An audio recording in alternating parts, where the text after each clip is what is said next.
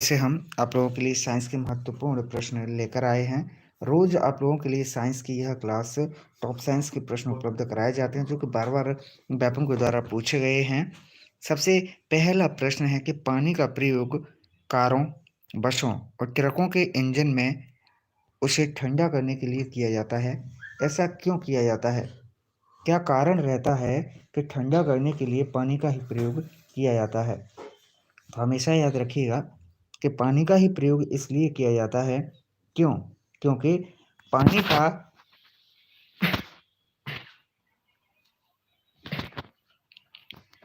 क्या होगा? क्योंकि पानी का उच्च विशिष्ट ताप होता है। ओके, विकल्प बी इसका सही जवाब होगा। अगला प्रश्न है कि वाहन की गति को मापने के लिए कौन से उपकरण का प्रयोग किया जाता है? हमेशा याद रखिएगा कि वाहनों की गति को मापने हेतु जिस उपकरण का प्रयोग किया जाता है वह उपकरण होता है, चाहे तो वो आपकी मोटरसाइकिल हो, चाहे कार हो, कुछ भी हो। वाहनों की गति को मापने हेतु हम स्पीडोमीटर का प्रयोग करते हैं। किसका भाई? स्पीडोमीटर का प्रयोग किया जाता है। अगला प्रश्न है कि विटामिन बी1 का रासायनिक नाम क्या है? बहुत ही प्यारा प्रश्न है। इससे पहले हम टॉप साइंस की क्लास में आपको बता चुके हैं कि विटामिन ए का रासायनिक नाम क्या है, रेटिनॉल। विटामिन के का रासायनिक नाम क्या है? ओके, इस तरह से। और विटामिन की खोज किसने की, ये आप अभी कमेंट करेंगे। विटामिन की खोज किसने की? ओके, तो हमेशा याद रखिएगा विटामिन बी1 का रासायनिक नाम क्या है भाई? इसका सही जवाब है बिल्कुल विकल्प सी बता रहे हैं सभी लोग। तो इसका सही जवाब है कि विटामिन बी1 का रासायनिक नाम है भाई थायमीन। क्या है? थायमीन। ओके, विकल्प सी इसका सही जवाब है। अगला प्रश्न है निम्नलिखित में क्या शोल्डर का मिश्र धातु है? शोल्डर का मिश्र धातु निम्न में से क्या है? बहुत अच्छा प्रश्न है, तो हमेशा याद रखिएगा शोल्डर का जो मिश्र धातु है भाई वह होगा टिन और लेड। क्या होगा? टिन और लेड शोल्डर का मिश्र धातु है। विकल्प ए इसका सही जवाब है।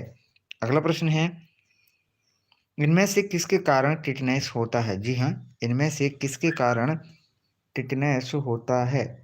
तो भाई टिटनेस होने के लिए जैसे ही आप कट जाते हैं, आपके हाथ पर लोहे से अगर कट लग जाता है तो आपको क्या है, टिटनेस होने के चांसेस ज़्यादा होते हैं। लेकिन भाई इसके लिए उत्तरदायी कौन रहता है? तो इसके लिए उत्तरदायी रहता है कौन? क्लास्ट्रोडियम टेटेनी। ओके, विकल्प ए इसका सही जवाब है कि क्लास्ट्रो क्या है भाई? क्लॉस्ट्रिडियम टेटेनी के कारण टिटनेस होता है। विकल्प ए इसका सही जवाब। अगला प्रश्न है, देखिए ये बहुत ही अच्छा प्रश्न है कि उदर वायु रोधी का प्रयोग किस रूप में किया जाता है? जी हाँ, उदर वायु रोधी का प्रयोग किस रूप में किया जाता है? पूरे के पूरे सिलेक्टेड प्रश्न है, पूरे के पूरे सिलेक्टेड प्रश्न हैं। तो हमेशा याद रखिएगा कि वायु उदररोधी का प्रयोग किया जाता है एक ऐसी दवा के रूप में जो आंतों की गैस को क्या है, कम करती है। विकल्प बी इसका सही जवाब है। अगला प्रश्न है सोडियम के लिए सबसे अच्छा भोजन स्रोत कौन सा होता है? आपकी बॉडी को सोडियम की जरूरत है, तो सोडियम के लिए सबसे अच्छा भोजन स्रोत कौन सा होता है? बताइए। तो इसका सही जवाब है कि सोडियम के लिए सबसे अच्छा भोजन स्रोत जो होता है वह कौन होता है भाई? नमक। जी हाँ, बिल्कुल सही जवाब है, हर किसी का आंसर बिल्कुल सही है। कुछ लोग बी बता रहे हैं, अनाज नहीं पे नमक। ओके, विकल्प ए इसका सही जवाब है। अगला प्रश्न है कि ऑप्टिकल फाइबर किस सिद्धांत पर काम करता है? ऑप्टिकल फाइबर किस सिद्धांत पर कार्य करता है? सभी के सभी सिलेक्टेड प्रश्न हैं जो कि बार बार व्यापम के द्वारा पूछे जा चुके हैं। तो हमेशा याद रखिएगा कि ऑप्टिकल फाइबर कार्य करता है भाई किस सिद्धांत पर? तो इसका सही जवाब है कि जो ऑप्टिकल फाइबर होता है यह कार्य करता है पूर्ण आंतरिक परावर्तन के सिद्धांत पर। किस पर? प्रकाश के पूर्ण आंतरिक परावर्तन के सिद्धांत पर ऑप्टिकल फाइबर काम करता है। अभी आपने देखा होगा वर्तमान में ऑप्टिकल फाइबर केबल्स हर कंपनी के द्वारा बिछाई जा रही है, चाहे तो वो जियो हो चाहे एयरटेल हो, तो 5G कनेक्शन वो देना चाह रहे हैं, ऑप्टिकल फाइबर केबल ही बिछाई जा रही है। अगला प्रश्न है, ये काफी महंगा पड़ता है ये टेक्नोलॉजी। अगला प्रश्न है कि मोमबत्ती का दहन एक कैसी प्रक्रिया है? चारों विकल्प हैं। यह एक प्रकाश रासायनिक अभिक्रिया है, या फिर यह एक ऊष्माक्षेपी अभिक्रिया है, या फिर यह एक ऊष्मा शोषी अभिक्रिया या प्राकृतिक अभिक्रिया? तो हमेशा याद रखिएगा मोमबत्ती का दहन होना एक प्रकाश रासायनिक अभिक्रिया है। ओके, विकल्प ए इसका सही जवाब है। अगला प्रश्न है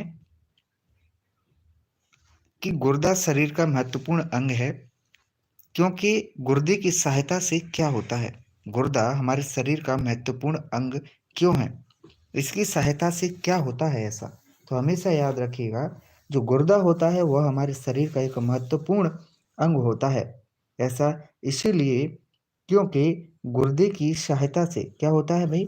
इसका सही जवाब है क्योंकि गुर्दे की सहायता से यह क्या करता है? हमारे शरीर के तरल पदार्थों को नियमित करता है।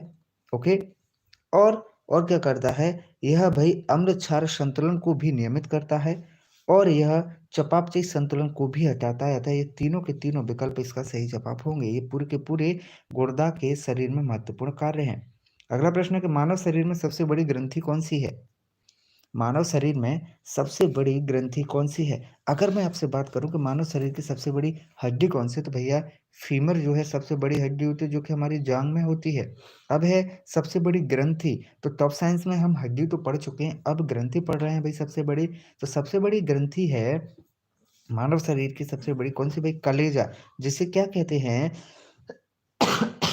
लीवर। क्या है? लीवर। ओके, आगे बढ़ते हैं।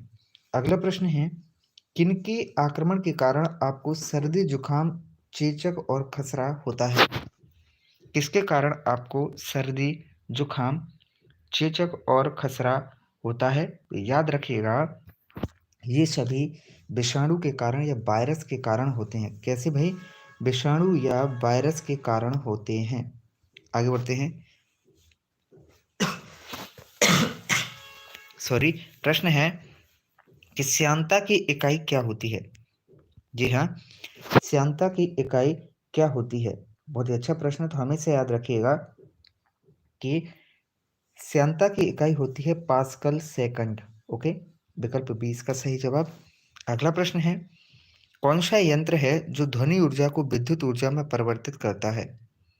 कौन सा यंत्र है जो ध्वनि ऊर्जा को विद्युत ऊर्जा में परिवर्तित करता है? वेरी वेरी मोस्ट प्रश्न है। तो हमेशा याद रखें ध्वनि ऊर्जा को विद्युत ऊर्जा में परिवर्तित करने का जो कार्य है यह किया जाता है भाई किसके द्वारा? माइक्रोफोन के द्वारा। ओके, विकल्प बी इसका सही जवाब। अगला प्रश्न है कि रडार किसके लिए प्रयोग किया जाता है? रडार किसके लिए प्रयोग किया जाता है? वेरी वेरी मोस्ट इंपॉर्टेंट प्रश्न है। तो हमेशा याद रखिएगा कि रडार का जो प्रयोग है वह हवाई जहाज जैसी किसके लिए भाई? हवाई जहाज जैसी वस्तुओं को खोजने के लिए किया जाता है। ओके, क्या हो जाएगा?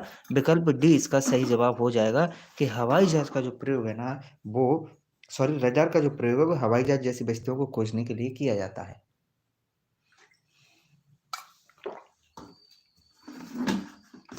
चलिए अगला प्रश्न आ रहा है स्क्रीन पर।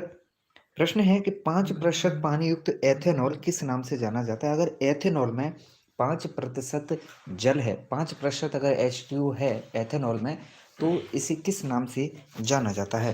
बहुत अच्छा प्रश्न है और इसी तरह के प्रश्न पुलिस परीक्षा में पूछे भी जाते हैं। भले आप प्रीवियस ईयर के प्रश्न उठाकर देख लीजिएगा। तो 5% पानी युक्त एथेनॉल जो रहता है इसे जाना जाता है भाई किस नाम से?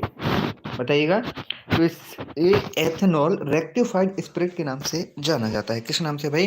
रेक्टिफाइड स्पिरिट के नाम से इसे जाना जाता है अगर आप एथेनॉल में 5% पानी मिला दें तब। अगला प्रश्न है कि निम्नलिखित में से सबसे अच्छा ऋणात्मक तत्व कौन सा है? तो आंसर इसका हो गया सबसे अच्छा ऋणात्मक तत्व है भाई फ्लोरीन। प्रश्न है कि रेडियो धर्मिता सामग्री को निम्न में किस आधान में संग्रह करना चाहिए? अगर कोई भी रेडियो धर्मिता सामग्री है तो उसे आप कहाँ पर संग्रह करेंगे? किस तरह से आप उसे संग्रह करेंगे? तो रेडियो धर्मिता जो सामग्री रहती है उसे हम सीसा पात्र में, कैसे भाई? सीसा पात्र में जो है संग्रह करेंगे। अगला प्रश्न है कि आवर्त सारणी में कौन सा तत्व है जो उच्चतम यौगिक की संख्या बनाता है? कौन सा तत्व जो उच्चतम यौगिक की संख्या बनाता है? तो हमेशा याद रखें इसका सही जवाब है कि आवर्त सारणी में उच्चतम यौगिक की संख्या बनाने वाला जो तत्व है वो है भाई कार्बन। अगला प्रश्न है कि एंटीमनी का अयस्क कौन सा है। हमेशा याद रखें कि एंटीमनी का जो अयस्क है, एंटीमनी का जो अयस्क है वो कौन सा है भाई। इसका सही जवाब है कि एंटीमनी का अयस्क होता है स्टिवनेट। ओके, विकल्प बी इसका सही जवाब है। अगला प्रश्न है कि बेहोशी की दवा के लिए उपयुक्त नाइट्रोजन के ऑक्साइड का नाम क्या है। बताइए, बेहोशी की दवा के लिए उपयुक्त नाइट्रोजन के ऑक्साइड का नाम क्या है। तो बेहोश करने के लिए नाइट्रोजन के एक ऑक्साइड का प्रयोग किया जाता है और इस ऑक्साइड का नाम है भाई क्या, नाइट्रोजन पेंटॉक्साइड। क्या है भाई, नाइट्रोजन पेंटॉक्साइड का प्रयोग बेहोशी की दवा के तौर पर किया जाता है। प्रश्न है कि कोलिस ट्यूब का उपयोग क्या होता है। जी हाँ, कोलिस ट्यूब का उपयोग क्या होता है। वेरी वेरी मोस्ट इंपोर्टेंट प्रश्न, तो हमेशा याद रखिएगा जो कोलिस ट्यूब होता है उसका प्रयोग जो है भाई हम एक्सरे में करते हैं। किसमें, एक्सरे में इसका प्रयोग किया जाता है। प्रश्न है कि चुंबकीय फ्लक्स घनत्व की इकाई क्या है। चुंबकीय फ्लक्स घनत्व की इकाई क्या है। हमेशा याद रखें कि चुंबकीय फ्लक्स घनत्व की इकाई है टेस्ला। क्या है भाई, टेस्ला। अगला प्रश्न है किस उपकरण से पवन का वेग और बल मापा जाता है। तो पवन का वेग और बल मापा जाता है किससे। तो इसका सही जवाब है कि यह मापा जाता है किससे भाई। इसका सही जवाब है पवन वेग मापी से। ओके, अगला प्रश्न है कौन सा धातु तांबे सल्फेट विलयन से तांबे को जमा कर सकता है। कौन सा धातु है जो तांबे सल्फेट विलयन से तांबे को जमा कर सकता है। तो लोह धातु रहती है भाई, लोह धातु जो कि तांबे सल्फेट विलयन से तांबे को क्या है, इकट्ठा कर सकता है। प्रश्न है कि प्राकृतिक गैस और वायु गैस दोनों में मौजूद गैस का नाम क्या है। कौन सी गैस है जो कि प्राकृतिक गैस में भी होती है और वायु गैस में भी होती है। तो भैया हमेशा याद रखें कि प्राकृतिक गैस हो चाहे वायु गैस हो, इन दोनों में मीथेन गैस जरूर मौजूद रहती है। प्रश्न है कि भविष्य में पृथ्वी के वायुमंडल के तापमान में औसत वृद्धि का प्रमुख कारण क्या है। क्यों पृथ्वी के वायुमंडल में तापमान में औसत वृद्धि हो रही है और होगी। तो इसका सही जवाब है कि भाई ओजोन छिद्र। ओके, ओजोन छिद्र में विस्तार, ज्वालामुखी से धूल के बादल और परमाणु युद्ध, ये तीनों के तीनों ही क्या है भाई, पृथ्वी के वायुमंडल के तापमान में औसत वृद्धि के लिए जिम्मेदार हैं।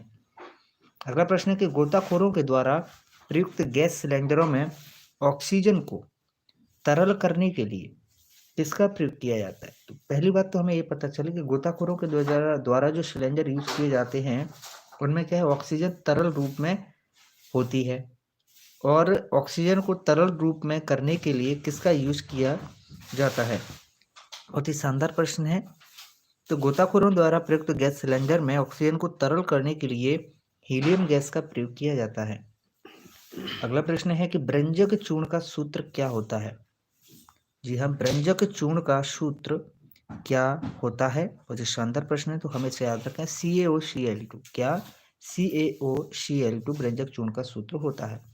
प्रश्न है कि एक बड़ी रक्त वाहिका जो हृदय से शरीर के अन्य भागों को रक्त पहुंचाती है वो कौन सी है। तो एक बड़ी रक्त वाहिका जो हृदय से शरीर के अन्य भागों को रक्त पहुंचाती है उसे कहते हैं क्या भाई, धमनी। क्या कहते हैं, धमनी। अगला प्रश्न है कि मानव शरीर में सबसे बड़ा श्वेत रक्त कोशिका कौन सी है।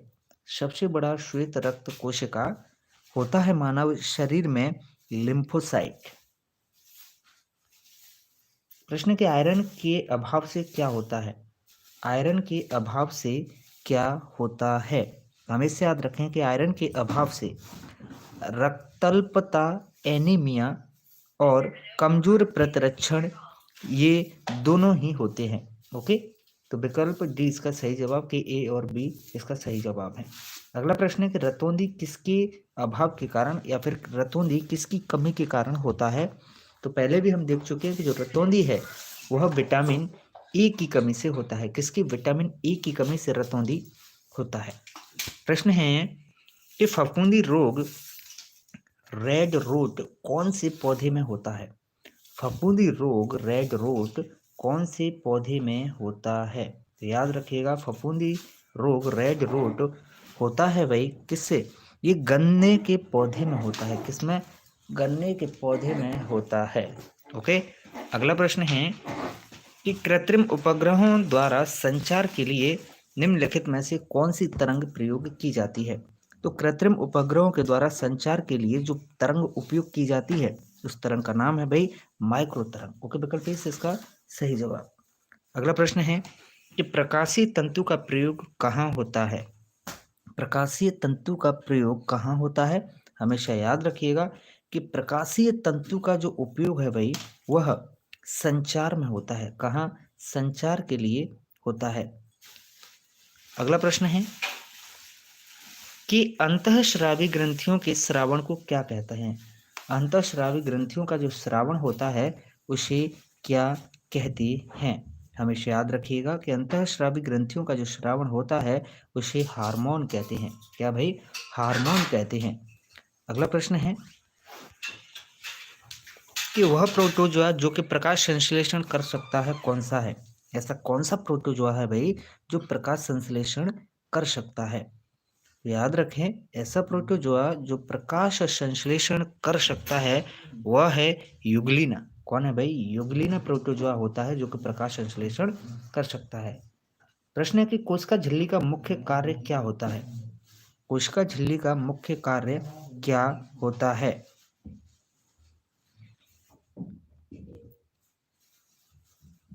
तो इसका सही जवाब है कि कोशिका में पदार्थों के प्रवेश और निष्कासन पर नियंत्रण रखना ही कोशिका झिल्ली का प्रमुख कार्य होता है। अगला प्रश्न है कि कौन शिशु प्रजक जंतु है? कौन सा इनमें से शिशु प्रजक जंतु है? बहुत ही अच्छा प्रश्न है। तो हमेशा याद रखिएगा, इनमें शिशु प्रजक जो जंतु है वह है भाई मनुष्य। मनुष्य कैसा है? शिशु प्रजक जंतु है। ओके, तो आप बने रहें तेज एजुकेशन के साथ। सभी इस वीडियो को लाइक जरूर कर दें और अपने मित्रों के साथ इसे शेयर कर दें। परीक्षा कभी भी हो लेकिन हम स्टडी नहीं रोकेंगे। इसी तरह से लगातार आप लोगों के लिए क्लासेस चलती रहेंगी। वीडियो को ज़्यादा से ज़्यादा लाइक करें और अपने मित्रों के साथ शेयर करें। ओके, 100 लाइक होने चाहिए कम से कम इस वीडियो पर, तभी आप सभी लोग जाएंगे। ओके, कम से कम 100 लाइक होने चाहिए। आपका कोई प्रश्न हो तो आप प्रश्न पूछ सकते हैं। ओके, सभी लोग लाइक करो, सभी लोग लाइक करो। ओके, और जल्दी आप लोगों के लिए बहुत ही पुलिस तैयारी हेतु डिटेल में नोट्स तैयार किए जा रहे हैं, जल्द उपलब्ध कराए जाएंगे। और आपको फ्री टेस्ट सीरीज हम उपलब्ध कराएंगे। और क्या है, और एप्लीकेशन एक आ रहा है मध्य प्रदेश पुलिस की तैयारी हेतु आप लोगों के लिए। केवल वहाँ मध्य प्रदेश पुलिस की तैयारी होगी और नोट्स मिलेंगे आपको, और कुछ नहीं। चलिएगा, तो मिलते हैं आपसे अगली लाइव क्लास में शाम 8 बजे। ओके, रात को 8